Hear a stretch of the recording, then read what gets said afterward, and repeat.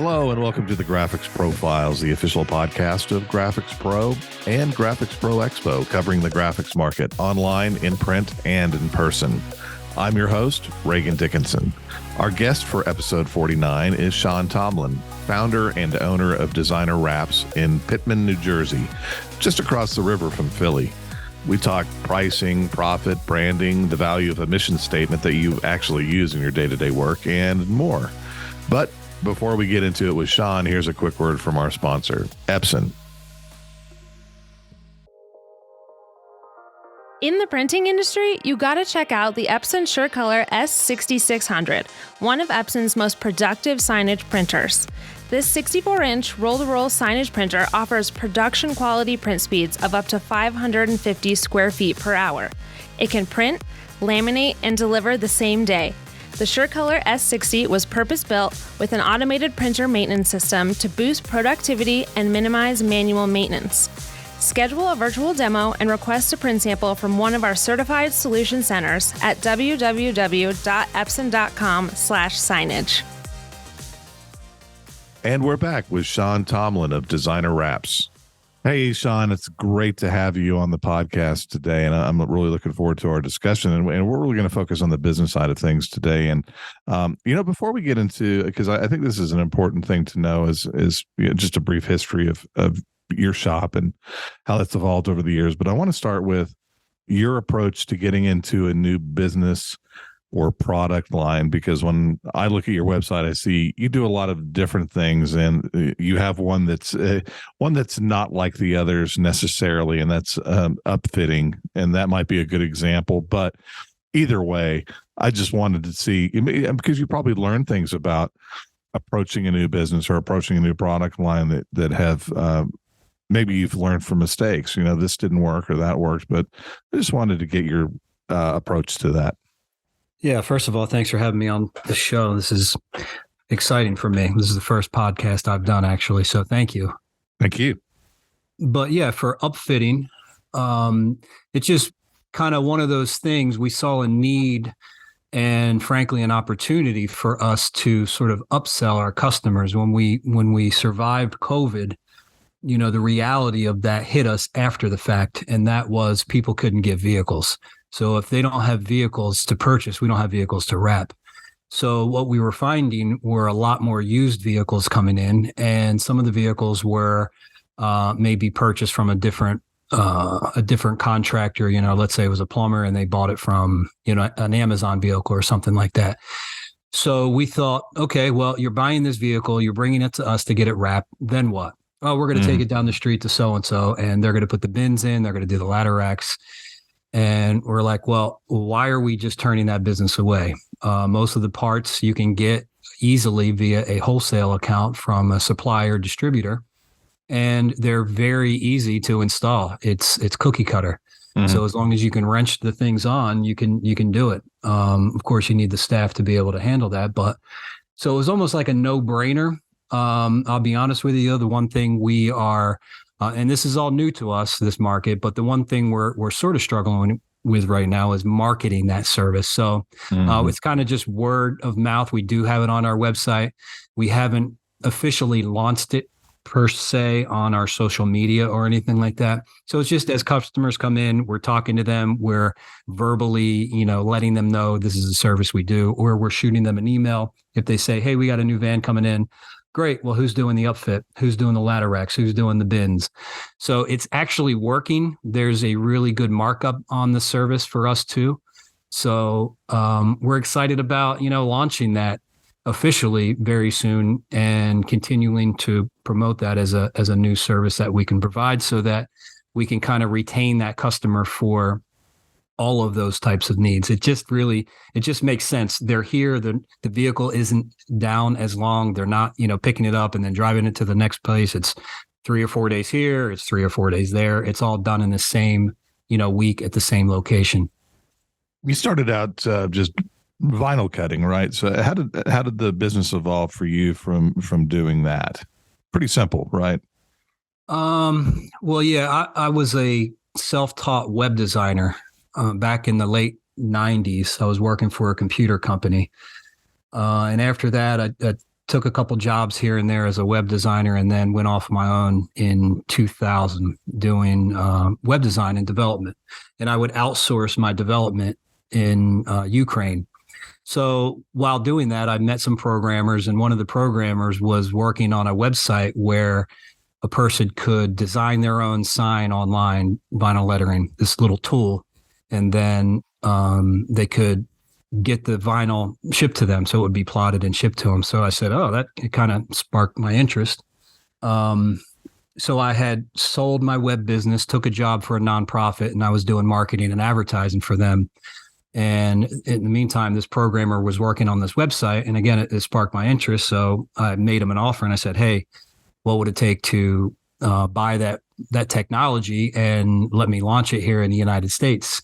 So we did that. And in 2004, 2005, I think I launched that website and got a little plotter, kind of taught myself how to do it, plotted this stuff, and sent it out to people all over the country, and grew that up, started doing the Google AdWords and whatnot, and had a nice little home-based business. Actually, it was in my parents' garage at the time. And, I would do my day job and then handle the customer service and emails and whatnot after hours, send the orders out. Eventually hired a couple of employees to help me out. And then for some crazy reason in 2006, I was like, what's this vehicle wrap thing I'm hearing about?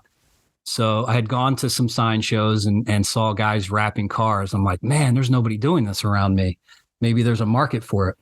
So that's when I did a name search for designer wraps and thought, oh, well, that's a pretty unique name. Maybe I can trademark it and have a go at this. And that's what I did. So I just kind of pulled the trigger and bought a sign warehouse package, a Muto printer, plotter, and laminator, and moved that into my parents' garage and started printing wraps. I was a self-taught designer, albeit web designer, but I kind of had an eye for design and just taught myself, how to do it through a lot of trial and error. And then eventually quit my day job and went full-time into designer wraps about 2008. So that's the short history. Okay. Yeah. Perfect. So what are some of the things that you've learned over the years and implemented kind of based on both things that went wrong, failures, and successes? I'm a big risk taker, and sometimes that's a good thing and sometimes that's a bad thing.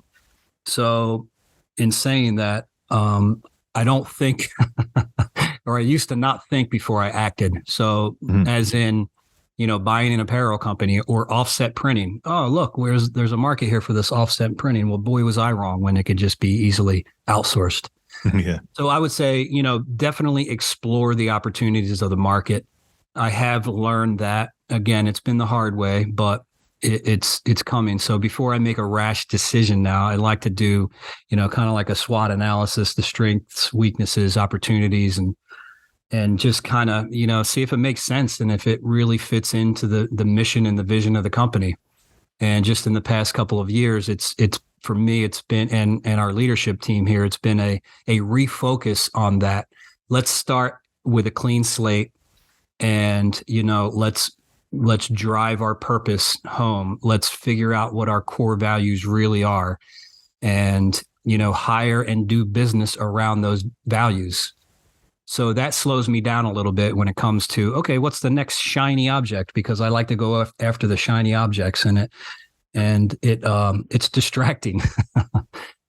Can you give me an example of how you tie those two together? That is your mission and the decisions that you make. Well, it makes most sense when you look at our core values. So we have 5 core values: be a team player, driven, always do the right thing, do great work, and grow yourself and others. So if we just look around those, one of the most important things we can do here is hire great people. So how do we do that? Well, we put a job posting out there, right? And then we go through the interview process, and then we actively run through the core values. As in, here's an example. Okay, Joe, thanks for coming in. and we talk about their skill set and whatnot, but can you give me an example of when you did the right thing?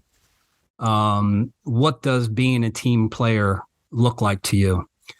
Are you driven? And what does that mean to you? So when it comes to, hiring, then we sort of run through those core values. When we decide whether or not we want this particular customer as a customer, we sort of do the same thing. Like, are they being a team player? Are they always giving us pushback on this, that, or the other thing? Do they pay on time? Do they have a problem giving us a deposit? Do we really want to have them as a customer? When it comes to buying equipment or something, is it the right thing at the right, time? Does it make sense for us right now? I'd like that tie-in with the core values. Now, when it comes to, because you mentioned you kind of screen your customers the same way, what have you found to be the keys for you, at least, for customer acquisition and retention? Well, I would say in today's market, it's you don't want to lose your current customer base. So acquisition is one thing. Retention, of course, is a whole other thing. So we've been focusing more on retention because it's less expensive to communicate to your existing customer base than it is to go out and try to acquire a brand new customer and all that has to go into that. Right. So we found that retention is huge. We have a really good customer base. It's solid. We communicate well with them via phone calls, emails, even texts. We follow up extremely well. And I like to think of ourselves as almost a sales and customer service based company first before we're anything else. Because if you have that nailed down, then that's really going to set you apart from your competition, because odds are the competitor down the street or around the corner isn't doing those things. Yes, they may be decently priced, and yes, they may even be putting out a good or better product. But if you can't get a hold of them, if they're not following through or they're taking forever to get the work, you wait 5 days for an estimate, you wait even longer for the job to be done, then it's not really great customer service. And chances are that customer is just sooner or later going to get fed up and start looking for somewhere else. So for us, it's a matter of hanging on to the customers that we do have and really service the heck out of them. Make sure they're happy. Writing, Google reviews for us. And like I said, just servicing them as much as we possibly can and being sincere about it. We really do love our customers. We really do. And I think we do a good job of choosing our customers. We have every right to say no to any request that comes by, right? Any walk-in that comes in, or any job that we don't want to take. When you can come from a position of power, like, I don't need that job. It's a good thing. You're in a good place to be able to do that. And your employees certainly will appreciate that, because they're not going to be sort of run through the mud dealing with this customer yelling at them, or just dealing with these projects that, they'd rather not have to deal with. And we'll be right back after a word from our sponsor, Epson. Epson's 64-inch SureColor S80-600 roll-to-roll solvent printer has amazing print quality. Featuring Epson's Ultra Chrome GS3 9-color solvent ink, including orange and red, the SureColor S80 delivers up to 98% Pantone coverage and has the option to switch between white or metallic silver inks. Combine that with the new Precision media feeding system in a high-performance dual-array precision core TFP printhead. The SureColor S80 is an incredibly productive and reliable signage printer. Learn more about the full line of Epson signage printers or request a virtual demo at www.epson.com/signage. I'm here with Sean Tomlin of Designer Wraps. So obviously branding is super important to you. And so I'm interested in how you look at branding. What is your perspective on it? And how do you implement that in your business? Yeah, branding is extremely important to us. It's sort of who we are and what we do. Design is in our name. And then with that, obviously, a good brand. And I realized that just a couple of years ago, I wasn't really happy with some of the, we wanted to sort of rename and or rebrand our business. for many years since I started, it was catered towards a lot of the race car liveries and color change sort of work, the high end exotic cars. Mm-hmm. And our logo kind of reflected that. It was edgy. It was almost a graffiti style. And I just felt like, okay, it's time to really grow up. We had sort of our teenage years, and it did well for us. It put us on the map. We won some Rap Like a King contests with Avery. We're at SEMA, and all that stuff was cool. But at the end of the day, to look at it, to take a step back and begin to work on the business instead of in the business, I realized that I wasn't making the right business decisions. And I felt like we could be much more profitable if we started focusing more on commercial. So that led me to, okay, it's time to rename and rebrand our company. So Dan Antonelli is a good friend of mine, and I always have admired him and love his work. So I reached out to Dan and said, hey, I think I'm ready to do this for real now, and I want to hire you to rebrand the company. So we did that. We spent a lot of money with Dan. He's not cheap, but he's worth every penny, and all his entire team. So they came up with some options for us. The logo that we have today with the D is the one we landed on. Right. I love it. I think it's a grown-up version of who we are, and it represents us well. And now it's just a matter of plastering it everywhere. So we're currently working on some new collateral pieces, for the sales portion of things. It's on all of our vehicles. It's on the website. And it helps us also communicate that to our customers. A lot of times people come to us and they don't either have a brand or, they have a logo, but they want, 13 different bullet points on the side of their van and 8 telephone numbers and all of this stuff. And it helps us show them that you don't need all of that stuff. Branding is called branding because, when I say Nike, the swoosh symbol, right. Coca-Cola, Pepsi.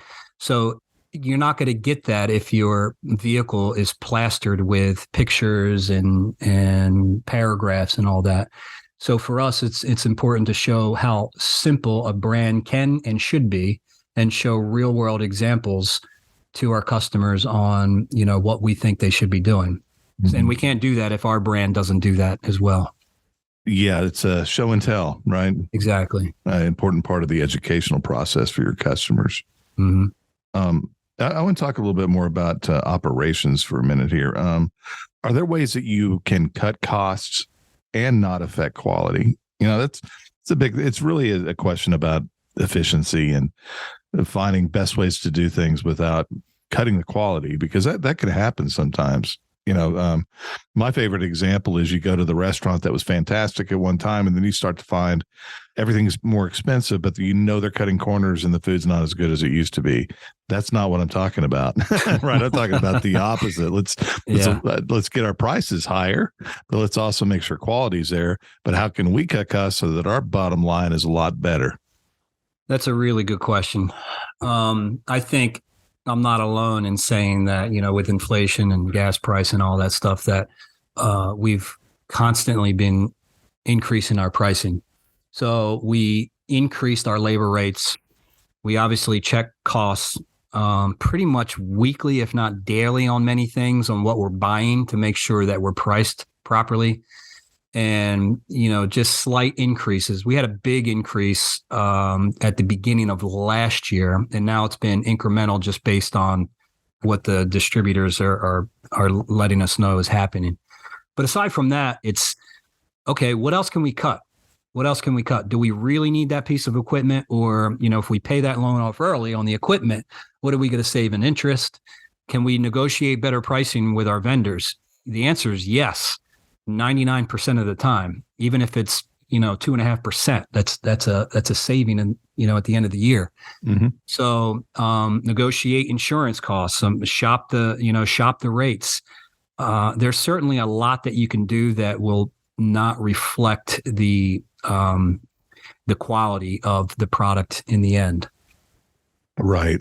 And what about from a workflow standpoint and workflow efficiency and making sure you're getting the most out of your equipment, your people, et cetera, et cetera? Do you have kind of a some people have maybe kind of an automated workflow where, it's kind of driven by, some software that they might have that says, step 1 here, step 2 there. We kind of do. Yeah. We use Shopbox for some of that. We kind of use a combination of Shopbox and the Google Calendar. It works well for us. Okay. And the guys, are all users in there. So they know once a job is sold and the work order is created, boom, it automatically sends them a notification and they do their thing. And then when they're finished their thing, it moves to the next stage. And everything is laid out, at least a week ahead of time, if not more, depending on how busy we are. And, we're small enough to where everybody knows their role and everybody knows what to do. So we don't have to micromanage people. And you don't want to do that. Exactly. And related to cost and bottom line is obviously pricing. And so what is your approach to pricing? Making sure we build enough profit into the job. And when we're raising our pricing to an existing customer or a customer that's been with us for many, many years, it can get tricky. But I would say that, coming out of COVID and inflation, it's really made that conversation or that process a lot easier. Whereas before when we've raised prices, they're like, well, why are you raising it? Why is it, $200 more than it was last year or whatever? Now people they'll question it, but they understand. So from that point of view, it has made things easier when we need to do some of these increases. And frankly, we just want to be more profitable. So, we're not doing crazy increases, but we're making sure all of our costs are covered, of course. And we are certainly building in the profit that we want to make. What have you learned to be the most important thing to keep in mind as far as ensuring profitability?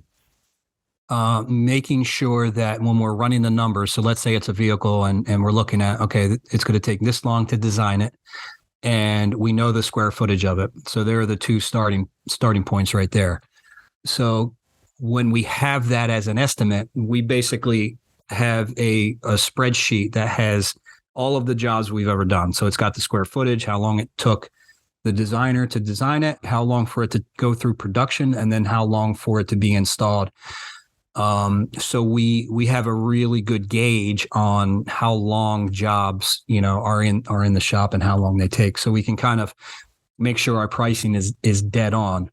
Whenever we're off, if we're lower on the estimate and on the square footage side or labor side, then obviously that will affect our profitability. So if there's ever a mistake, something gets ripped in the laminator or there's dirt in there or there's a head strike or the installer ripped the panel or something like that, that's where it begins to hurt. So we want to build enough padding in there for a mistake. And 95% of the time, there isn't one, which is great. But if there's a little bit of padding in there when one does happen, unless it's an entire job, then okay, we're eating that. Unfortunately, let's learn a lesson and not do that again. Yeah. Then we'll be profitable. We'll be okay. And even more because you're not making the mistake. So that's great. Exactly. Well, you know what the music means. Our time is up. Okay. But I really appreciate, again, your time, Sean. And, look forward to talking to you in the future and seeing your work in Graphics Pro as well. Thank you very much, Regan. I appreciate the opportunity. And thanks again to our guest, Sean Tomlin, and to our sponsor, Epson. Go see Designer Wraps at, ironically enough, designerwraps.com and Epson at epson.com/signage. Also, tap into all their perspectives, education tips, tricks, news, videos, etc., all focused on your business and connecting you to experts in the field at graphics-pro.com. And for regional events dedicated to your business, go to graphics-pro-expo.com. The first Graphics Pro Expo is coming right up in Irving, Texas, March 9th through 10th. The classes start March 8th, by the way. And when you're there, look me up, please. We'd love to see you there and chat it up a bit. Anyway, you can subscribe to this podcast and check out all the archives at your favorite platform. Your choice, Spotify, Apple Podcasts, or SoundCloud. You can also browse the archives at graphics-pro.com. Hey, thanks for listening, and until next time, adios, amigos.